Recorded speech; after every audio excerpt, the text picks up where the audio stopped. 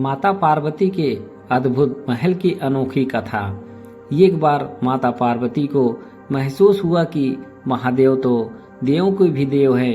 सारे देव तो सुंदर महलों में रहते हैं, लेकिन देवादिदेव शमशान में, इससे तो देव की प्रतिष्ठा भी बिगड़ती है। उन्होंने महादेव से हट किया कि आपको भी महल में रहना चाहिए। आपका महल तो इंद्र के महल से भी उत्तम और भव्य होना चाहिए। उन्होंने जिद पकड़ी कि अब ऐसा महल चाहिए जो तीनों लोकों में कहीं ना हो। महादेव ने समझाया कि हम तो ठहरे योगी, महल में तो चैन ही नहीं पड़ेगा। महल में रहने के बड़े नियम विधान होते हैं। मस्त मौला अघोड़ियों के लिए महल उचित नहीं है। परंतु देवी का वह तर्क अपनी जगह पर कायम था कि देव यदि महल में रहते हैं तो महादेव क्यों शमशान में। और बर्फ की चट्टानों पर महादेव को झुकना पड़ा। उन्होंने विश्वकर्मा जी को बुलाया। उन्हें ऐसा महल बनाने को कहा जिसका सुंदरता की बराबरी का महल त्रिभुवन में कहीं ना हो। वह ना तो धरती पर हो ना ही जल में। विश्वकर्मा जी जगह की खोज करने लगे। उन्हें एक ऐसी जगह दिखी जो चारों ओर से पानी से ढकी हुई थी। बीच में 3 सुंदर पहाड़ दिख रहे थे।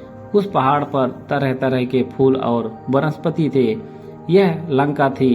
विश्वकर्मा जी ने माता पार्वती को उसके बारे में बताया तो माता प्रसन्न हो गई और एक विशाल नगर के ही निर्माण का आदेश दे दिया। विश्वकर्मा जी ने अपनी कला का परिचय देते हुए वहां सोने की अद्भुत नगरी ही बना दी। माता ने गृह प्रवेश को मुहूर्त निकलवाया। विश्रवा ऋषि को आचार्य नियुक्त किया गया। सभी देवताओं और ऋषियों को निमंत्रण मिला। जिसने भी महल देखा वह उनकी प्रशंसा करते नहीं थका।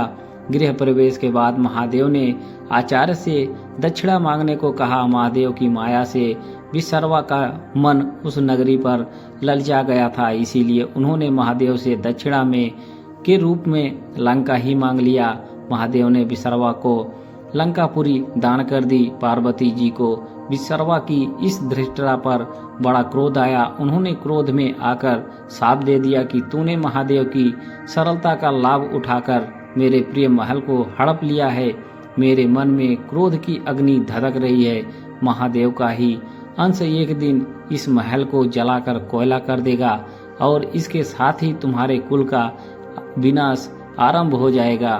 कथा श्रुत के अनुसार विश्रवा से वह पुरी पुत्र कुबेर को मिली, लेकिन रावण ने कुबेर को निकालकर लंका को हड़प लिया। शाप के कारण शिव के अवतार हनुमान जी ने लंका जलाई और विश्रवा के पुत्र रावण, कुंभकर्ण और कुल का विनाश हुआ। श्री राम की शरण में होने से विभीषण बच गए। कथा पसंद आई हो तो वीडियो को एक लाइक अवश्य करें। धन्यवाद।